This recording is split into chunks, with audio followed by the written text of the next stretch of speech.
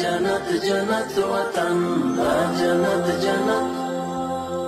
جلال آباد ښاروالۍ د داخلي عوایدو په مټ د 1403 کال انکشافي پروژو په دوام سره د اتمې ناحیې په 30 ګذر او ملنګ جان مینې ساحه کې د 10 میلیونو افغانیو په ارزښت د کوڅو او ویالو کانکریټ کېدو چارې پیل شوي.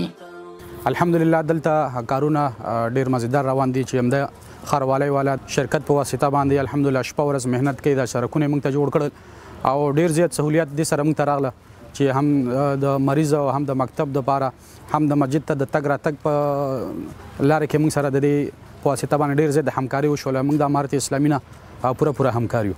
مخکې کارونه شوي دي او اوس هم وشو که نه، خو دا زموږ د مشرانو د نظارت د لاندې شوي دي. ډېر صحیح کار شوی، ښه کار شوی دی، موږ ترې راضي یو. د سیمې اوسیدونکي د ښاروالۍ د فعالیتونو خوښي ښیي چې د ډېر وخت وروسته ورته دغه ډول رغنیزې پروژې پلې شوې.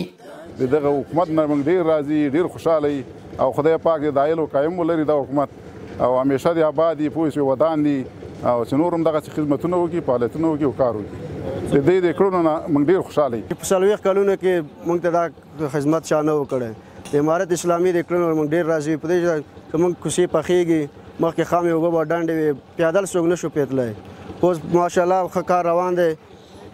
شهروالۍ هم انجینران وقت به وقت راضی در کار تعقیبی. ما بسیار خوشحالیم از مردم، کار به ما پیدا شد، کار را میکنیم و ما از مردم بسیار خوشحالیم و سرک ما پخته میشه.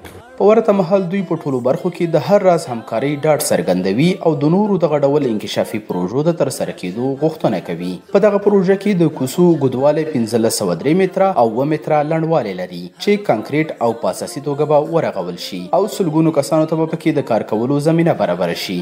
ملنګ جان مینې د اتمه ناحیه کې دا پروژه منظور شوی. د دې ټول بجټ یعنی پیسې چې دي 19.8 میلیونه دي او 850 متره په طول سرک لري او 2 متره په اندازه سور ده. نو دواړه خواته ویالې لري، نو ولس 100 متره شاوخوا ویالې راځي او 8.5 متره په طول کې سرک ده. جلال آباد ښاروالۍ سږ کال د خپلو داخلي عوایدو څخه زیات شمېر انکشافي پروژې په ټولو ناحیو کې شروع کړي چې د سړکونو قیرریزي، کانکریټ ریزي، کوڅو او ویالو جوړول پکې شامل دي.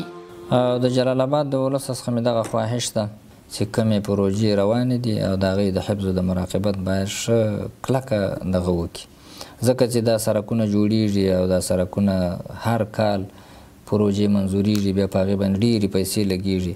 نو ټول ولس باید داسې دا سرک وګڼي لکه خپل کور او داسې دا سرک وګڼي لکه خپل د کور پلچک چې په پلچک باندې دی خپله تېرېږي او داسې وګڼي لکه خپل د کور لاره.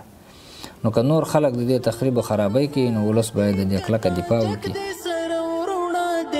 هم که پاشای پښتون ازبک دې سره ورونه دی، کور د مسلمان د یو ملت یو موحدت وطن دا جنت جنت وطن.